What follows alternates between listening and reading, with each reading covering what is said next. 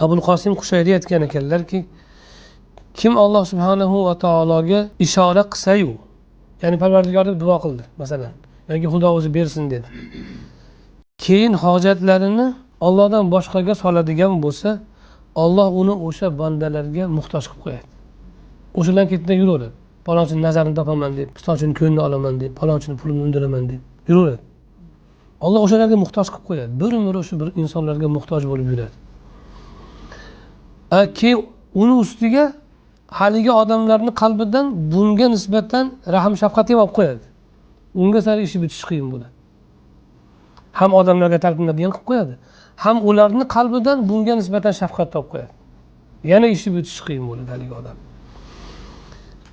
Kim Alloh subhanahu va taologa muhtojligi o'rnini o'zi yaxshi anglay olsa, naqadar muhtojligini va hojatlarini Allohning o'ziga ko'tarsa, Alloh o'ylamagan tomonidan uni hojatini keltiradi va kutmagan tomonidan Alloh unga o'zi ato qiladi hojatini.